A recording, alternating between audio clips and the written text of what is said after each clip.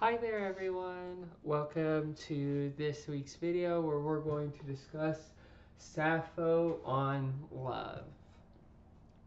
Now I think Sappho is a really interesting thinker and interesting inclusion for a class like this, right?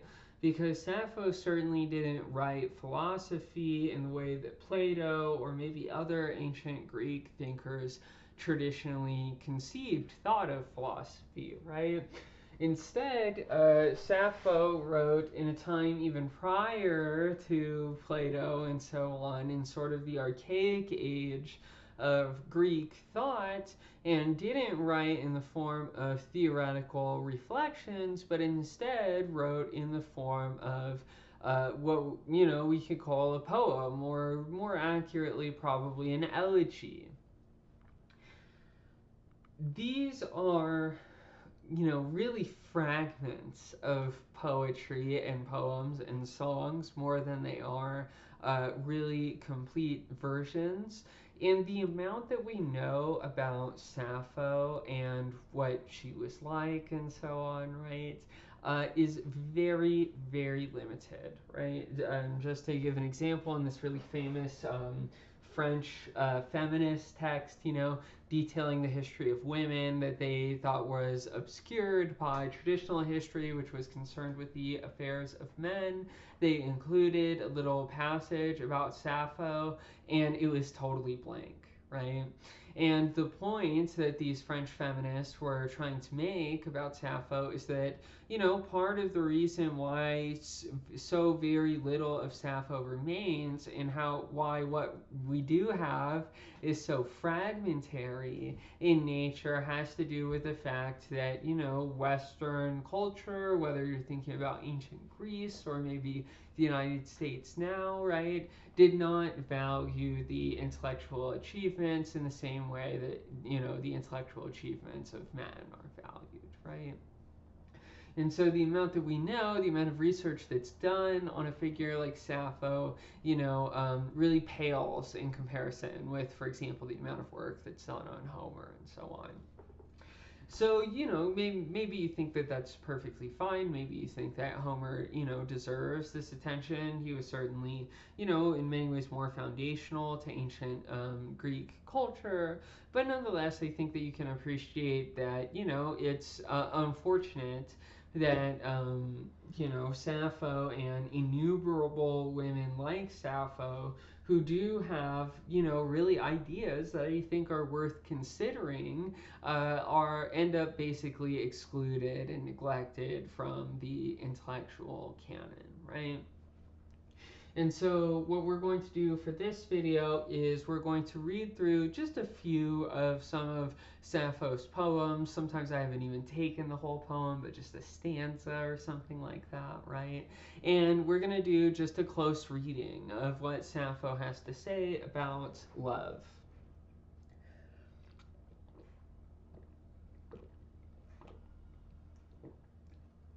Part of the reason why I really wanted to cover Sappho in this class is because I think that Sappho captures very many of the feelings, beliefs, etc. about love that we, still in a 21st century contemporary culture still think about love, right?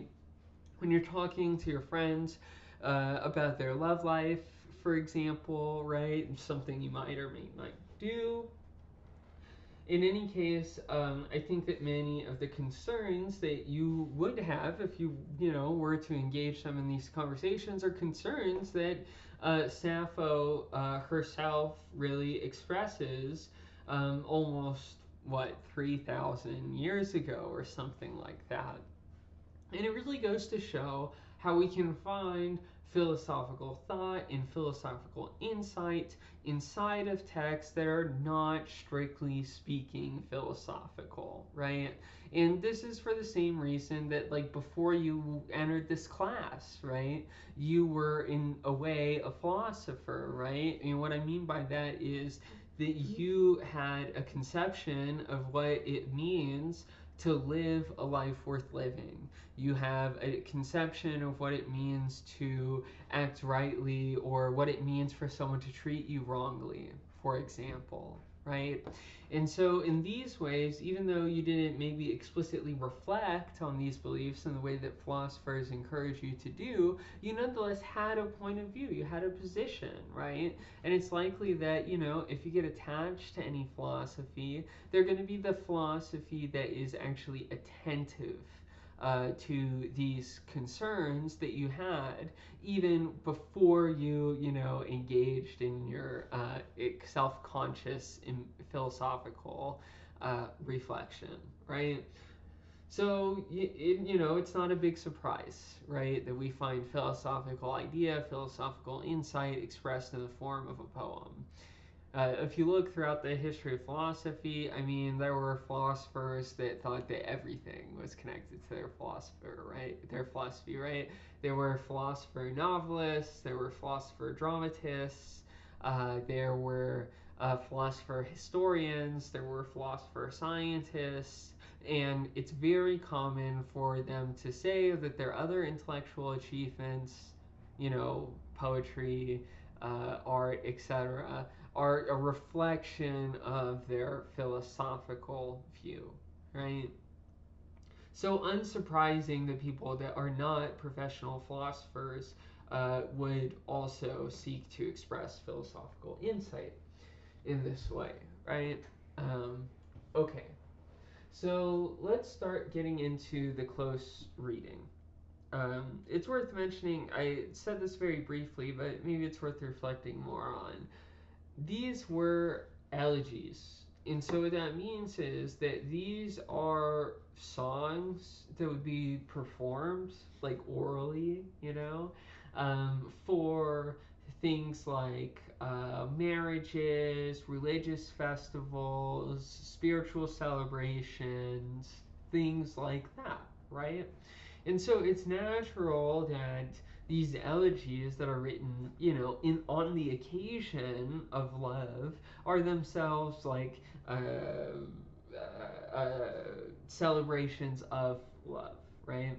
And she celebrates love on the one hand, but she also, I think importantly, details the ways that we suffer from love, the way that love can go very badly, the way that love is not, the kind of sunshine and flowers or whatever that we tend to associate with, like, maybe a youthful conception of love.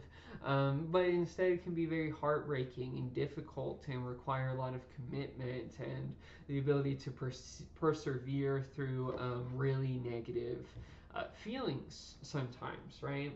So I think that we're going to have a lot of content, that Sappho will be food for thought for us. And, I'm interested in hearing you reflect in your discussion posts about, what you think about love. Did Sappho capture, some of your basic thoughts about love, or did you think that she was missing something?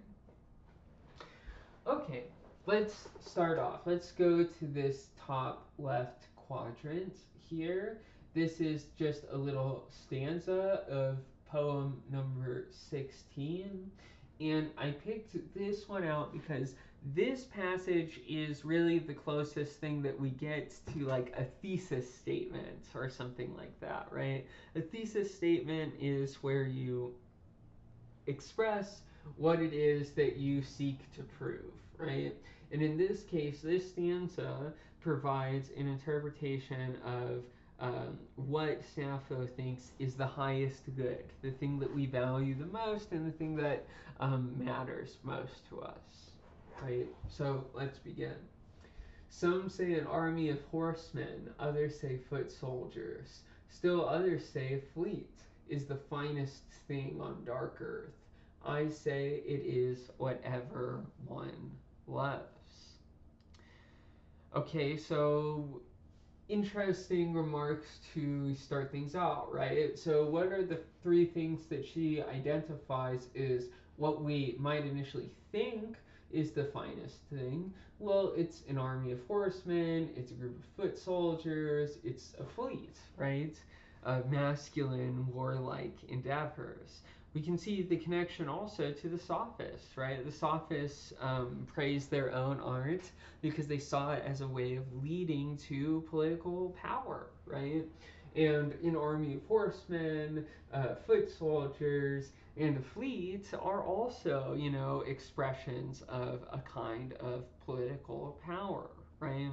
And so, in the same way that Plato cast the Sophist as giving this false, illusory conception of what the good is, and the philosopher is going to provide what the true conception of the good is, so here too, Sappho starts out with, what we might take to be a kind of sophistical conception of what the finest thing is, namely, it's political power. It's the thing that you get from an army of horsemen, foot soldiers, and a fleet, right? And Sappho says instead that it is whatever one loves. So, in other words, love comes to define the highest good. The highest good is the thing that I love the most. Part of Sappho's evidence for this claim that continues into the next stanza that I didn't write on the board for you all here is the claim that, like, Helen, right, was willing to follow Aphrodite, follow her true desire, her loved object, and so on, even if it would lead to the Battle of Troy. Right? So even though it led to these calamitous political events or whatever, she still chose, in a way, to pursue her love. And clearly, Sappho means to say something about how love can come to trump other kinds of concerns that we have. So if you're in love with someone, for example, and you express that you really need them, and they say something like, oh, I can't do that because I need to work overtime at my job or whatever, and you know that it's not a case of immediate need, right? Then you probably get upset with them, right? Because it seems like they're valuing material things more than, their loved one, right? And, obviously this doesn't describe all cases of working overtime or something like that. People very much need to do that. And, rather than pointing the finger at the victim here who has to work a lot, should instead maybe point at the system that makes people work all the time, and instead of cherishing the people that they love, right? So in any case, we can see from Sappho's Elegy 16, poem 16, that she provides an account of the power and the value of love, where the power and the value of love is such that we're willing to sacrifice other things for this love, right? And that seems to be a really important feature of how we think about love, that love in a way kind of trumps other kinds of considerations that we might have, right? This is expressed too in the next poem that we want to look at, poem number 102, where Sappho writes, or rather says, "Sweet mother, I cannot weave. Slender Aphrodite has overcome me with longing for a girl," right? This is really interesting for a lot of reasons. One is just that it's like a lesbian piece. It's a very old lesbian piece, right? Sappho is expressing love for a girl, right? That's interesting. But moreover, it sort of continues on the general philosophical theme that was developed in the previous poem, right? These sort of earthly considerations, her obligation to her mother, perhaps, right? That need to weave together material and so on. That also gets trumped in the name of love, right? So love cannot only, fill you with joy or happiness or whatever and suspend your obligation towards other things in life, but it can also kind of actively interrupt them, right? You can be overcome by longing. You can, be filled with desire. You're unable to concentrate on the things that really matter that are in front of you, right? And I think this continues on in this next poem, poem 130, where she says, once again, love, that loosener of limbs, bittersweet and inescapable crawling thing, seizes me. One important fact about love is that we fall in love, right? Love is not just something that we choose, right? Even though there is an active element, dimension of love, Sappho here emphasizes the fact that it's inescapable, right? And it seizes her. It interrupts everything else. It consumes her in a way that she describes as bittersweet. It's interesting because Sappho, I think many people claim, is the first recorded source where we have the use of the idea of bittersweet, right? So that's interesting, right? And then the emergence of the concept of bittersweet is itself used to describe love, right? Because love has both of these qualities of being consuming, distracting. It trumps all of our other desires and obligations, right? And it's also not voluntary. And so while we can get the finest thing, namely whatever it is that we love, we also suffer, right, for this love. And hence the Greeks thought, well, there are better and worse kinds of love. There are ways to love correctly, there are ways to love that cultivate virtue, and there are other ways of loving that they think don't cultivate virtue. They can involve wallowing, right, in the kind of sadness or bitterness that love can bring about. And finally, and we'll end the video right after this, in Elegy 147, she says, I say someone in another time will remember us, right? And I find this really touching. I mean, first of all, because we are that someone, right? Like, we're the ones who get to read Sappho some 3,000 years later and vindicate her thought that her ideas, her love, that there was something eternal about it. There was something that people would continue to relate to, that it was an aspect of the human experience that transcended, the context of archaic age ancient Greece and spoke to a genuine human condition, right? And I think that we have been able to vindicate Sappho in that way together.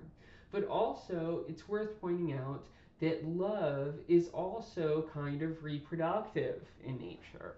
I mean, one way that this happens is in heterosexual love, right? There's actual biological reproduction and so on. But that's not really, solely Sappho's concerns, as we can see, right? Sappho is concerned with various kinds of homosexual love as well as heterosexual love, right? And so the idea that the someone in another time will be their child, that might be incidentally the feature of love, but it's not really what love's about, right? Love's not about having a child or this sort of heterosexual relationship, right? Instead, love transcends that. Love is something more than that. Love is something that can speak to a woman's desire for a woman or anything like that, right? And so when Sappho says that she thinks that someone in another time will remember us, what we're really seeking when we love another person, right, is for them to go on, right? Like, we love them, we want happiness, we want goodness for them, and so we want, in a way, for the object of our love to be immortal, to be deserving, right? And Sappho's poems were one way that she immortalized and rendered eternal in one way or another these really fleeting, particular, individual moments in her own life. And I just find it very touching that can continue to speak to us too. I'm very interested in hearing what you all think about love. What was your favorite Sappho, poem or elegy or whatever? What about the reading inspired you? Do you agree? Do you disagree? I'm very much looking forward to hearing what you think in the discussion forums. I'll see you next week. Bye bye.